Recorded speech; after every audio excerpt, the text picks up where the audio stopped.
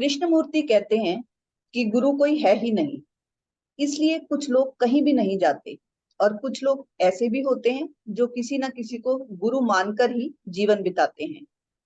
उनका कहना है कि गुरु होगा तभी समझ पाएंगे। जैसे मैथ्स या कोई भी सब्जेक्ट गुरु से ही सीखते हैं, वैसे ही हम गुरु से ही तो एनलाइटनमेंट या अवेयरनेस सीखेंगे।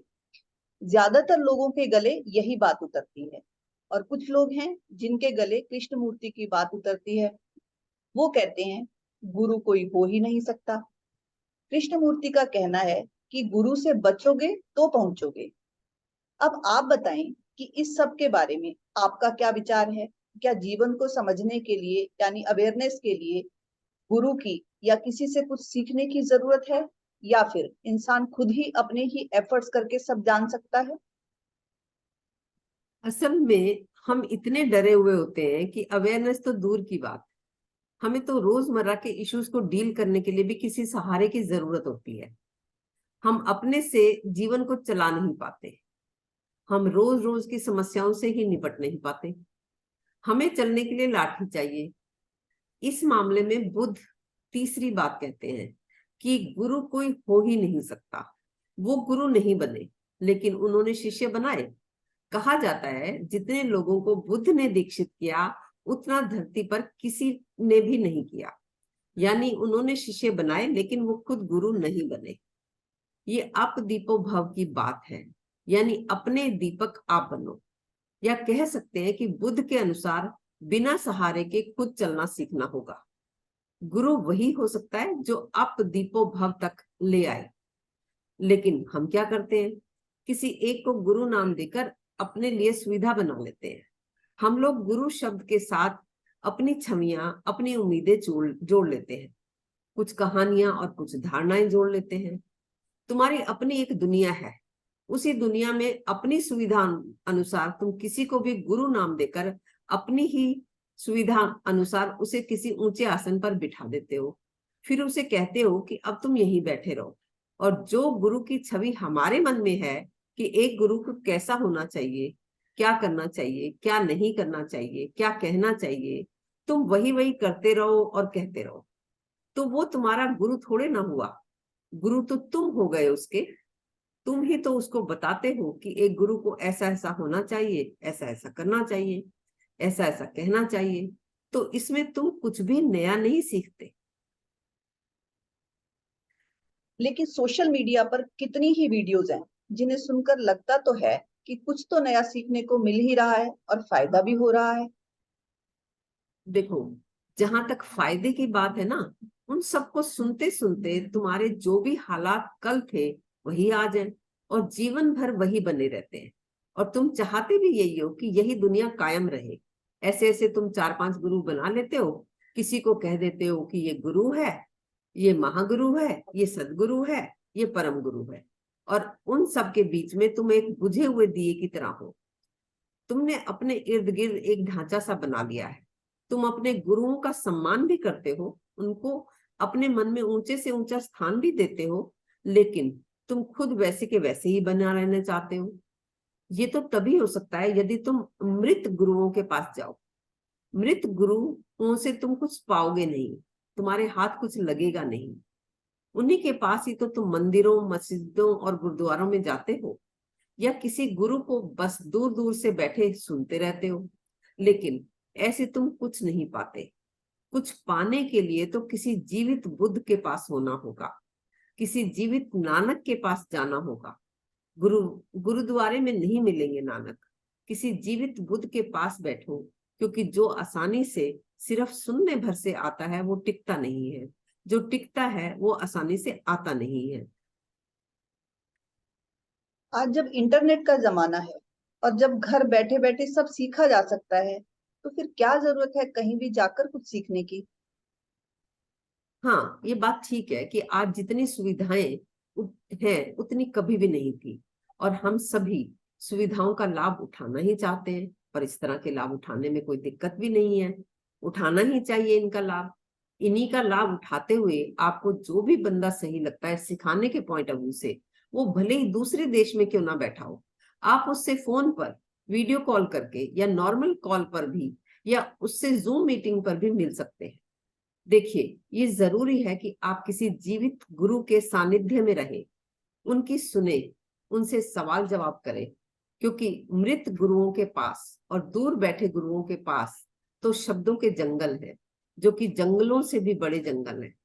इनमें जो खो जाता है उसे निकलना मुश्किल हो जाता है।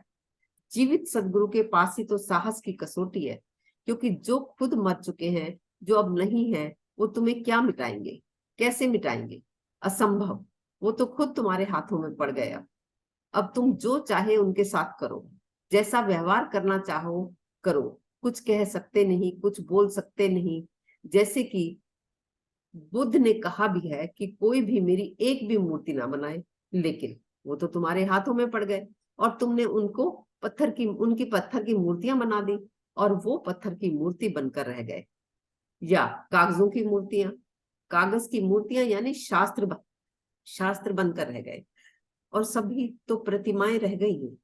लेकिन यहाँ मुर्दे पूजे जाते हैं और जिंदों का अपमान किया जाता है। वही जीवित जब मर जाएंगे तब तुम उन्हें भी पूजोगे। ये घटनाएं घटती रही हैं और अब भी घट रही हैं। जीसस जिंदा हो तो सूली, और जीसस मर जाए तो आधी पृथ्वी ईसाई हो जाती है। मुर्दा जीसस के साथ अड़चन नहीं है। जैसा चाहो तुम कर सकते हो, जीसस अब तुम्हें रोक नहीं सकते। जिंदा जीसस के साथ बहुत अड़चन है। वो तुम्हारी तो मानेंगे नहीं। जो तुम्हारी मान ले वो सदगुरु नहीं। जो तुम्हारी अपेक्षाएं पूरी करे वो सदगुरु नहीं। सदगुरु तो अपनी स्वतंत्रता से जिएगा और तुम्हारी सारी धारणाओं को तोड़ देगा, मान्यताओं को बिखेर देगा। ये उसे करना ही होगा बेरहमी से, तो ही उसकी करुणा है। इसलिए तो कहा गया है कि गुरु सबसे बड़ा दुश्मन है। गुरु कुम्हार की तरह घड़े के भीतर एक हाथ रखता है और दूसरे के से ऊपर लगातार चोट करता है। लेकिन हर तरह की बात तो कही जा चुकी है, लिखी जा चुकी है, तो हम पढ़कर सुनकर क्यों नहीं सीख सकते? देखिए, अधिकतर कथा, सत्संग, किताबें या यूट्यूब पर बोलने वाले चोट करने में असमर्थ होते हैं, क्योंकि आप वहां तक सुनते हो जहां तक आपको सुनना होता है। आप वही सुन लेते हो जो आपको पहले से पता होता है। तुम किसी को भी गुरु गुरु बना करके कहीं भी मूर्ति बनाकर बिठा लेते हो। अगर मन किया तो उसकी प्रशंसा करोगे, उसकी पूजा भी करोगे, उस पर फूल चढ़ाओगे, उसे भोग भी लगाओगे। किसी दिन वक्त नहीं मिला तो सबसे पहले वही छूट जाता है। ये बहुत ही बेकार का ढांचा है। तुमने अपने इस ढांचे में जिसे भी फिट कर लिया, वो अब तुम्हारे किसी काम का नहीं रहा। तुम्हें कोई ऐसा चाहिए जो तुम्हारे ढांचे से बाहर का हो। ढांचे में फिट गुरु के साथ तो तुम आराम से सोए रहते हो। तुम अपने गुरुओं को कहते हो, आप जगे रहो, हम सोए रहेंगे। हम तो बस तुम्हारी पूजा करके वो पालेंगे जो तुमने जागकर पाया है। हमारा काम है आराम से सोना। इस तरह से आराम से सोने के लिए तो हमने आपको गुरु बनाया है। तुम हमें तो ऐसे ही रहने दो। तुम जिन्हें गुरु कहते हो उनसे वो सवाल पूछते हो जो तुम्हारे किसी काम के नहीं होते। जैसे कि तुम पूछते हो, मरने के बाद प्राण दाएं नाक से निकलता है या बाएं नाक से निकलता है, या मुंह से निकलता है, या फिर कान से, या फिर शरीर के किसी और द्वार से निकलता है? तुम्हारे ऐसे ऐसे सवाल होते हैं जिनका तुम्हारी जिंदगी से कोई ताल्लुक ही ना हो। और तुम्हारे गुरु भी ऐसे ऐसे होते हैं कि तुम उनके दिए गए जवाबों पर मंत्र मुग्ध होते रहते हो, जबकि ना तो सवाल काम के होते हैं ना जवाब काम के होते हैं। आज हमने जाना कि सीखना या समझना तो जिंदा व्यक्ति के साथ ही हो सकता है, जो आपका हाथ थाम सके, आपको गाइड कर सके। और यहाँ हमारा समझने का अर्थ ये है कि जो तुम नहीं समझते उसे समझना, और फायदा भी सिर्फ इसी में है कि जो हम वो समझे जो हम नहीं जानते, नहीं समझते। क्योंकि जीवन में इश्यूज का रीजन यही है कि कुछ ऐसे अनदेखे पहलू हैं जिन्हें आप खुद से देख नहीं पा रहे। और इसके लिए आपको करना क्या होगा? इसके लिए आपको पूछने होंगे अपने वास्तविक प्रश्न। आपके वास्तविक प्रश्न आपके रियल इश्यूज से रिलेटेड होंगे, तभी आपके मन के आराम की दिशा में आगे बढ़ने के लिए वो हेल्पफुल होंगे। हमारे चैनल पर 2 वीडियोस हैं जिनका टाइटल है what are your real issues, episode 51 और 52।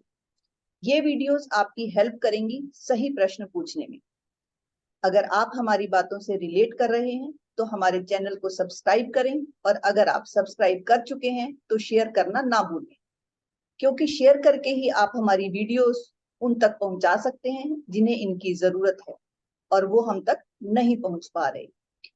आने वाले टाइम में रिलेशनशिप और इमोशनल इश्यूज पर हमारी वीडियोस आती ही रहेंगी, और यदि आप किसी खास टॉपिक पर क्लैरिटी चाहते हैं तो कमेंट बॉक्स में लिखकर या व्हाट्सएप पर भी बता सकते हैं। नंबर स्क्रीन पर अवेलेबल है 9871057598। Thank you so much.